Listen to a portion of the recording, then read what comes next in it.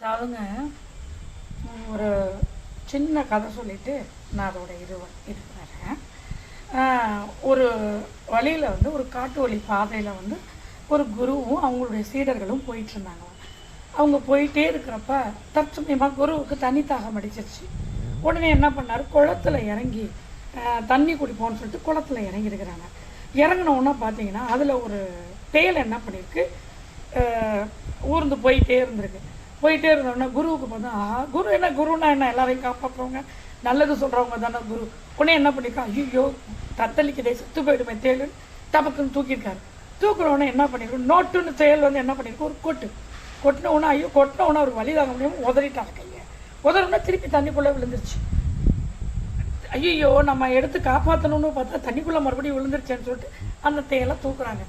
திருப்பி தேலை தூக்கணுன்னு மறுபடியும் ஒரு கொட்டிச்சு தேல். திருப்பி உதறினாரு கையை. இப்படியே கண்டினியூஸாக மறுபடியும் நடக்குது. உடனே பின்னாடி இருந்த சீடர்கள் கேட்டாங்க, குருஜி தேல் வந்து கொட்டுதுன்னு தெரியுதுல்ல குருஜி, பிறகே குருஜி அந்த தேலை போய் நீங்கள் காப்பாற்றுறீங்க, உங்களுக்கு தானே அந்த குருஜி வலிக்குது, அதையே விட்டுடுங்க குருஜி அப்படின்னு சொன்னாங்களாம்.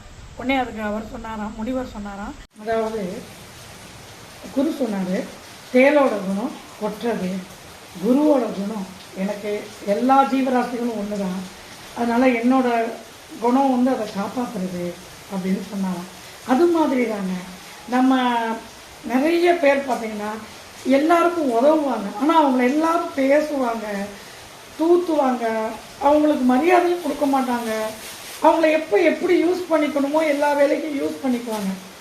அப்போ வந்து அவங்க சொல்லுவாங்க, நம்ம எல்லாருக்கும் நல்லது தானே பண்ணுறோம், நம்மளை மட்டும் ஏன் வந்து இப்படி எல்லாம் செய்கிறாங்க, நீங்கள் அடிச்சுட்டு கொடுத்தா கூட வாங்கி சாப்பிட்டுக்குவாங்க. அந்த மாதிரி கேரக்டர் இருப்பாங்க. இன்னசென்ஸ், அதாவது குழந்தைத்தன்மையோடு இருப்பாங்க. அந்த மாதிரி இருப்பாங்க. அவங்களுக்கு தாங்க அந்த பதிவு. நீங்கள் உண்மையிலே பயப்படாதீங்க. நீங்கள் எவ்வளோக்கு எல்லாருக்கும் உதவி பண்ணி எல்லாருக்கும் நல்லது பண்ணணுங்கிற குணம் இருக்குது பார்த்தீங்களா, அது தெய்வ குணங்க, எல்லாருக்கும் வராது. உங்களுக்கு இந்த தெய்வ சக்தியும் சரி, இந்த பிரபஞ்சமும் சரி, உங்களுக்கு தாங்க முதல் உரிமை. எங்கே நின்று நீங்கள் கூப்பிட்டீங்கனாலும் வந்து உங்களுக்கு தெய்வம் காட்சி அளிக்குங்க, உங்களுக்கு கை கொடுக்குங்க. இந்த பிரபஞ்சம் யார் வந்து குழந்தைத்தன்மையாக இருக்காங்களோ அவங்களுக்கு இந்த பிரபஞ்சமே சக்தி கொடுக்குதுங்க.